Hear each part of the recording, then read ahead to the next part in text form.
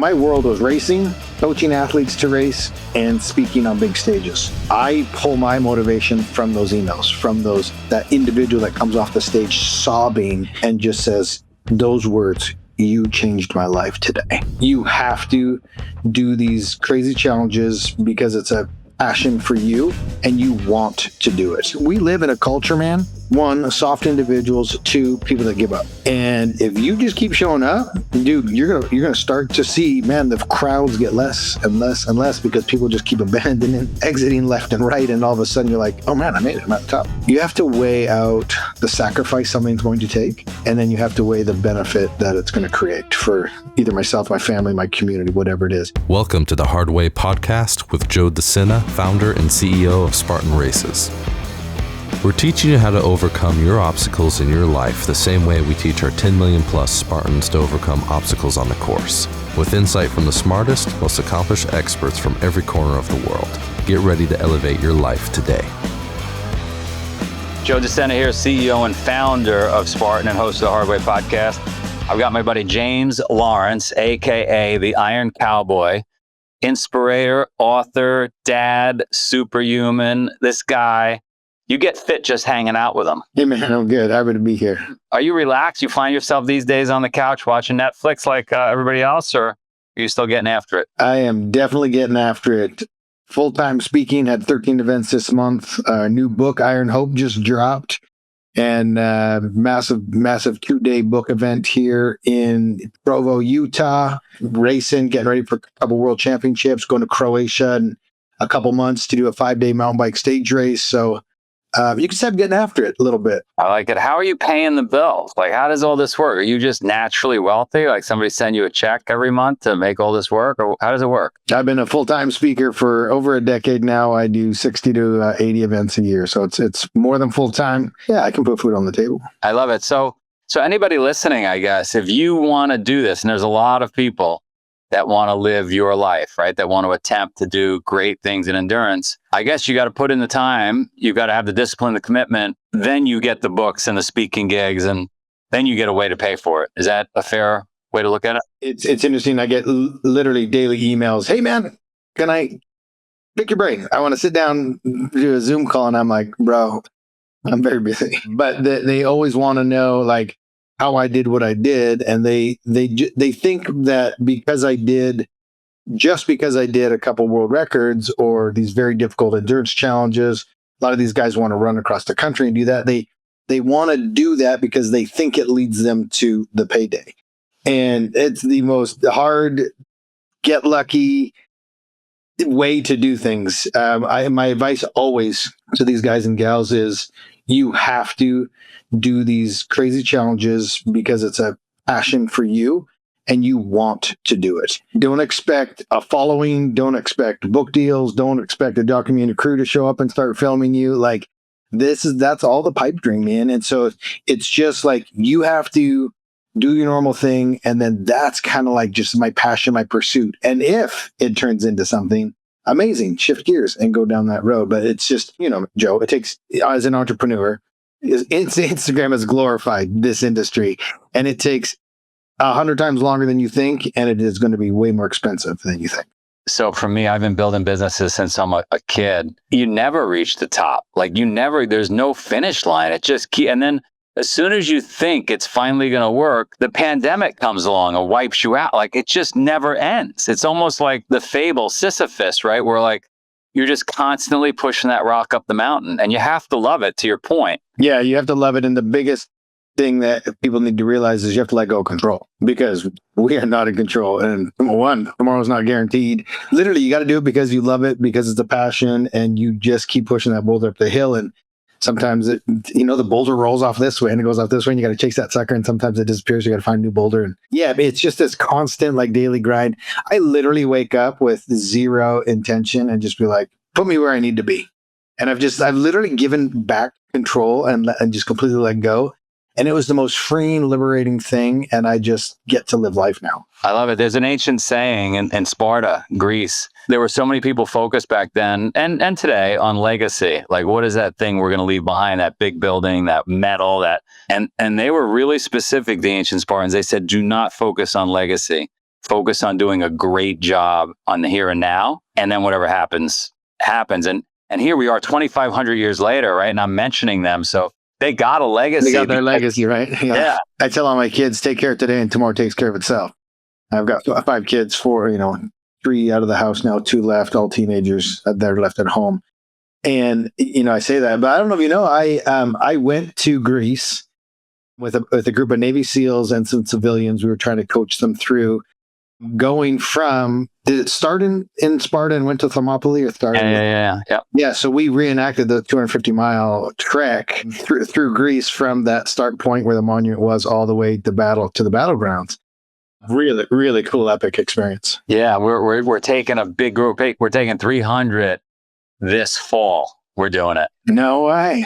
And our community is up in arms because we're not taking everybody. And it's like we're only taking 300 because that's all they did 2,500 years ago. Yeah, 300 was the number. They made a movie of it. A really, really cool thing. And so that's exactly what we did with some SEALs and some just like CEO type individuals that wanted to do something hard. Of all the things you've done, what jumps out? And you're like, if you had to if it was Groundhog Day and there was one thing you just do over and over the rest of your life and just deal with, what would it be? I suffer on purpose so that I can have freedom the rest of my life. And it's, we suffer intentionally so that we don't have to do it on a daily basis every day. And we choose to suffer because we want freedoms and luxuries down the road.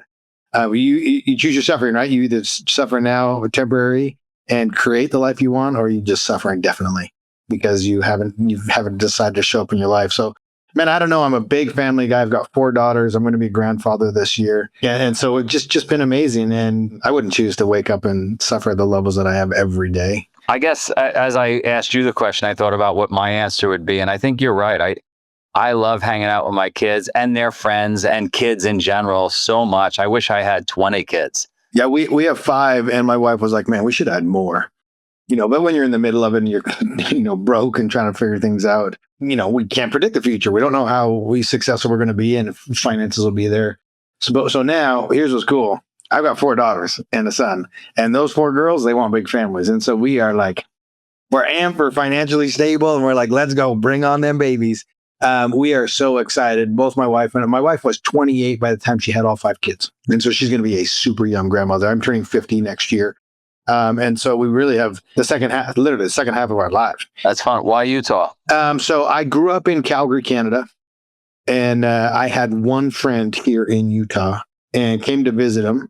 And, I mentioned Pebble Beach. I'm a huge golfer. I love golfing. And I came to visit Utah and I was like, wait, summer and spring total isn't 3 months long. And the golf courses were amazing. They were inexpensive, fell in love with the mountains, met a girl. And we're about to celebrate 25 years of marriage. And it's such an unbelievable place to live. And then I found endurance sports and racing and trail running and mountain biking and triathlon. And I look around and I'm like, this is world class. Like there's nowhere else I'd want to be. I'm at elevation. It's just, I'm not a beach guy. I'm a mountains guy. I'm an elevation guy. And so I've now, 10 years of speaking, I've spoken in over 50 countries. And every time I fly over these mountains and come home, I'm like, this is tough to beat me in. We got a farm in Vermont, but the mountains are just bumps compared to Utah. We've got a race out there. We got to get to our race in Utah. It's pretty special because of exactly what you say. The mountains are incredible. So our journey through the 50 Ironmans, 50 days, 50 states, and then the Conquer 100, which was 100 consecutive. I had 2 gentlemen with me the whole time, Casey and Aaron. We call them the wingmen. Anyways, Casey's got 3 sons. And he does that event every single year, him, his kids, and his father-in-law. It's like it's blocked off the calendar. They go every single year. I can never get there because I'm just so booked with speaking in other events. But I've done some of your races. They're awesome. Thank you. Tell him, do me a favor, tell him that you and I connected and we looked up his stats and we noticed that he skipped 1 burpee. Yeah, there you go. So we need all his medals back due to that infraction. Perfect. I'll do that. Yeah, first book, Redefine Impossible. That was back in 2017. So we did 50 Ironmans, 50 days, 50 states. Documentary is on Amazon Prime.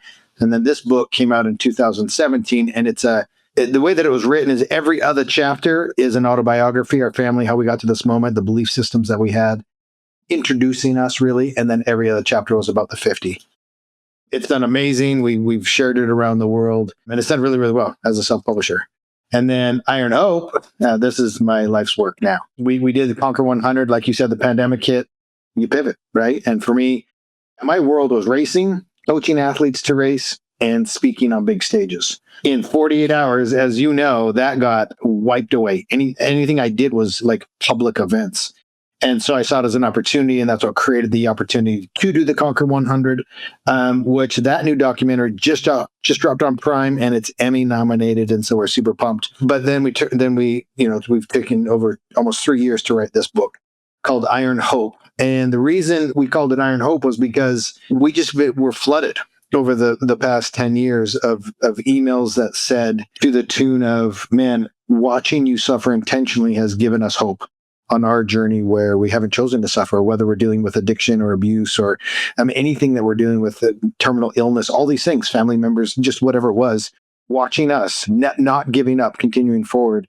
And so this book is kind of our gift back to everybody. And it's prescriptive, it's storytelling, but it's also very prescriptive in terms of like how to manage life and the conversations that we're having with ourselves. Dude, it was so crazy just walking through LAX or a book sitting there on the shelf. And then I just did an event in Thousand Oaks, California. I'm walking through Target and there's our book. So it's been an amazing journey. Like 10, 15 years ago, I did my first Ironman in 2008. And I couldn't have even dreamt this big to how it's impacted, our lives for sure, my family's life. But then just that ripple effect that you talked about and that quote unquote legacy that we're not trying to do. And I was just trying to show up one day at a time and one race at a time and one challenge at a time. And as I kept showing up and evolving and our team was adapting and we just believed more was possible. And we just turned on the fire hose and kept going. A lot of people don't understand the reason I do what I do is for the stories I get from people. So the reason you do what you do is those stories. Like, it's so powerful. It's an unbelievable currency when somebody says, hey, I'm back with my husband. I'm back with my wife. I lost 200 pounds. I literally just got an email today. This guy came to our retreat 1 year ago, exactly around the anniversary of it. I haven't heard from him since. Sends me a message today and he said, hey, just so you know, I've done XYZ since I left that event. And on the anniversary day, I just ran my first marathon. You saved my life and thank you. And I cannot describe the feeling you have when you get off stage and like a 75-year-old man comes up to you in full tears and says, you just changed my life. And when a parent comes up to me and says, oh my gosh, that was an incredible shift. I wish my kids would have been here. We're going to go watch a documentary. And so it's that feeling that you're talking about and why I show up. I call it like this motivational game of ping pong because who motivates the motivator, right? And who motivates the businessman who's leading the way and setting new bars? Like that's a lonely journey. Like I can't even put words into how lonely that path is. And anybody who is a serial entrepreneur and has reached pinnacles in their life, like they know what I'm talking about. I pull my motivation from those emails, from that individual that comes off the stage sobbing and just says those words, you changed my life today. Yeah, no, a lot of people don't get it. My buddy used to run a giant business with lots of subsidiaries. And he said they were trying to come up with all the time purpose for these subsidiaries. And they were creating and bolting on purpose, but it's not real. What you just described, what I get to feel, luckily, is an amazing purpose. I was on Wall Street for a while and, the purpose there was just make money. But I feel bad for my friends that didn't leave because this is so much. I'm jealous of the money they still make, but this is so awesome. Well, dude, so prior to me going on this crazy journey, the 2008 economic crisis changed my life. I used to own a mortgage company and we were wealthy and we were doing all these things. And I was living that American dream. Like I moved from another country and I started a family and I'm an entrepreneur. And this was an amazing part of my life. And then 2008 happens and we fight for 2-3 years till 2011. And I'm like, we are out of resources. And trust me, Joe, you remember the moment they knock on your door and they take away your home. And it was actually the best thing that ever happened to us because I was completely miserable despite the houses and the cars and the wealth and all that. And, that all got stripped away. And the whole time leading up to it, even with all that stuff, I was miserable. And so I was like, this is an opportunity. You hear the phrase, burn your ships. My ships were attacked and burned. I didn't have a choice. And so it was just so cool. And then now I get to do what I absolutely love. I stopped doing it for the dollar and I started chasing a passion and a purpose. And I'm wealthier than I've ever been in my life. What would you recommend to the average person out there that is stuck, right? You've been stuck. You're in the middle of trying to complete something really hard. You went public with it. You want to quit. Like, what would you say to that person? Yeah. Whatever the phrase is, the feeling of regret, you can never kind of shake that or get rid of it. There's someone who's stuck is, the reason we're stuck is because one, it's fear-based and we're trapped in the future worrying about everything that could happen, right? And 98% of the stuff we worry about never happens. And so I heard this on social and it was brilliant. And it's just like in that moment when you're stuck and everything's going through your head, just take out a pen and paper and write down everything you're thinking about. Good, bad, ugly, whatever it is, write everything down. And then just start crossing out things you can't control. And it's fascinating. You end up with one, maybe two things. And then that's where you put your focus and attention. Every single day or moment you do that. And it's just about continually showing up. We live in a culture, man. One, soft individuals. Two, people that give up. And if you just keep showing up, dude, you're gonna start to see, man, the crowds get less and less and less because people just keep abandoning, exiting left and right. And all of a sudden you're like, oh man, I made it. I'm at the top. And you've learned so much along the way. And you won't be at the top because in order to get to the top, you got to make a lot of connections, a lot of friendships. And, I like to say that it's about how many people you bring to that mountaintop, not just getting there. I got to get you out. My son's out in California at school, is a freshman. And I said to him, when I think about what's helped me in my life, it's the network. It's just knowing so many people. And I like to put money into the network. So I try not to ask anything of anybody. And then someday you might need a favor or whatever, but you've helped a lot of people along the way. And so I said to him, just meet a ton of people at school. I didn't do it in I met 5 or 6 people. Those were my buddies. But try to meet 500. Maybe 10% of them cure cancer, 10% of them go to Jupiter, 10% of them build giant companies. And you'll just have this unbelievable network that you could harvest the rest of your life. And you could gain from it. You can give to it. You could support other people. So if you're ever in the San Fran area, love for you to go. Oh, for sure. Hard thing for a 17-year-old to understand, 18-year-old. What are your thoughts on that? Man, I think it's brilliant advice. I'm an introvert by nature, and over time, I've really actually enjoyed the networking. In fact, I'm putting on my own 2-day event. We're hosting hundreds of people here this weekend. We've got 10 different speakers coming in. I literally have connections now in over 50 countries. And I don't ask them for anything, but I know if I'm ever in trouble, like I'm connected, and it's just a gift of people and experiences. I love going to all these events and hearing individual stories and how, there's a bazillion ways to make millions of dollars. And I always go to these events and I'm like, how do you make your money, man? And they just tell me, and I'm like, that's a thing. It's just wild to me. And we get this poverty conscious mindset or being limited with our beliefs. And I'm out there in the world and I'm just like, holy cow, there's just so much opportunity, so much way. So it's phenomenal advice. If I could go back in time, I would do a way better job of tracking all of these connections, doing a better job. I still today, even now, I every single day I'm like, okay, I got to send out some messages, stay connected, just check in with people. I don't want anything. I just want to make sure they're okay. And down the road, if I can help you or you can help me, great. It was actually interesting. I just did this event. We just wrote a screenplay for a Hollywood movie. And it's actually interesting because it's from my wife's perspective. My story's kind of out there, but the support that she gave me and what she's gone through to make this whole thing happen, to make our dreams a reality, is phenomenal. And I'm talking to this guy. He loved my presentation. I share this bit where I got to do a flight in an F-16 jet. And I share the takeoff and the moment and all this stuff. It's a really, really cool story. He comes up to me and he had that connection. He was a pilot and he was from Austria or something.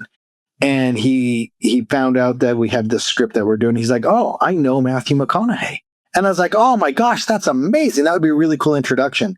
And he instantly went, I do not make introductions. And I was like, dude, I'm confused. I'm like, and he was an older dude too. And I'm like, I think you're missing. I flat out said to him, I think you're missing the point of life. Life is about connecting people. And I said, you're at the top of your game, aren't you? And he's like, yep. I go, did you get there on your own? And he's just totally puzzled. He couldn't understand that the reason he's where he is because multiple people on his journey has made introductions and opened doors for him. Nobody opens every single door on their journey. I don't care who you are. It's not possible. And so it was just this really interesting conversation they had that goes all the way back to your point. life is about those connections, those meaningful connections. I mean, I was just at Joe Polish's event and he was like, oh man, Joe, let me connect you. Joe, he gets nothing from that. Like that dude's like, I'm sure you know the term rainmaker, right? Like I know some rainmakers in my life, like Joe, he's one of them, man. He's a solid dude. And he was just like, no, man, let me introduce you guys and take care of this and that. And then I want nothing. That's the kind of guy I want to be. All right. We covered books. We covered the grind. We covered the family. We covered why you're in Utah, blowing up financially, writing the screenplay. What did I miss? And the biggest question I get is what's next? What's interesting is I did the really big challenges, right? Like I put myself through it. And the documentaries on Prime do a really good job of showcasing that. The books do a great job of that. But what you don't see is the aftermath, right? As soon as I'm done, the public social media goes on to the next shiny object of who's suffering now. That's what attracts them. It took me over 3 years to recover from the 100 Ironmans in a row. I suffered a bad concussion and a really bad concussion, knocked unconscious on day 59 in a bike crash. But there was multiple concussions prior to that. And then all of the, our brains are so powerful. I was protecting myself from the trauma and the experience and the pain that I was having. Our brains are unbelievable. Anyways, I broken my brain basically. And I got stuck in hyperdrive fight or flight, couldn't get to parasympathetic, and I literally couldn't function. And then obviously I cracked my L5 and had some issues with my back and physically just trying to recover from 14,000 consecutive miles. And so the following 3 years where nobody's paying attention were probably harder than the Conquer 100 itself. I had to go to brain clinics and do all these crazy tests and all this.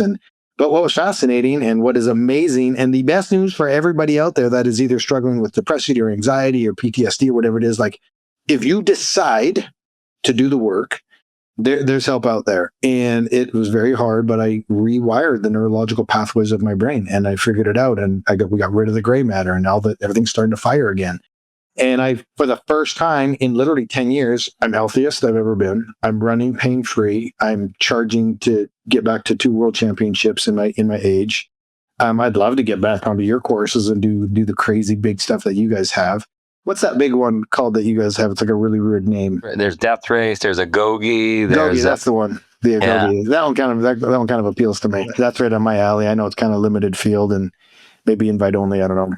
But yeah, that's what's next for me is really now getting on stages. We're super busy with that and doing curriculum and courses to just help people experience whatever their version of what we did is, right? Because everybody's heart is different based on your life experiences and where you're at on your journey. But ultimately, it's about the conversations that people are losing with their head. We're really trying to get the book Iron Hope out there. It just came out. Yeah, all these things. And like you said, right, all the way back to the beginning of this conversation is, I don't try to control it. If somebody listening to your podcast that they love you may have an idea or something for me and we connect and it turns out to be something amazing and maybe nobody reaches out and that's okay.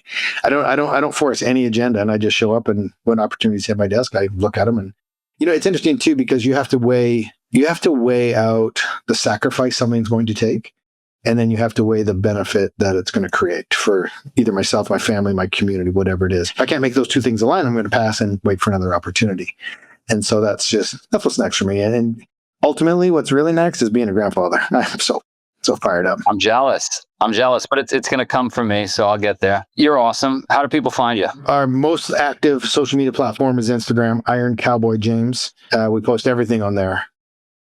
And then ironcowboy.com. I do want to say you got a lot of crazy racers out there. The race that we put on appeals to a very small demographic. It is it's the only U.S. qualifier for the World Championships in Norway for the extreme triathlon. It is a full Ironman distance, so 2.4 swim, 112 bike, marathon run, but it's hella hard. Our bike has over 10,000 feet of climbing. You go up an epic Guardsman Pass here, which is from miles 96 to 110. And then the entire run is on the ski resort mountain. It climbs up to close to 13,000 feet. And so it's kind of for guys that are a little bit wired crazy, that like to do your big challenges and things like that. It's about our 5th edition of it. It's August 2nd here in Utah. So check it out. That's also on our website. We'd love to get some people to try that out. Man, that'd be amazing. Yeah, again, that's the whole thing. Everyone's talking right now about anxiety and depression. And in my opinion, outside of the outliers, that it's like a clinical medical thing. Most people, it's situational, and the solution is getting outside, doing physical activity, and keeping yourself busy. It's very difficult to be depressed when you're outside. It's very difficult to be impressed when you're in action. And it's very hard to be depressed when you're busy and doing things. And so, like, if y'all are listening to this, you want to solve your anxiety and depression, go do Spartan races. You're awesome. Thank you, sir. Yeah, man. Be blessed.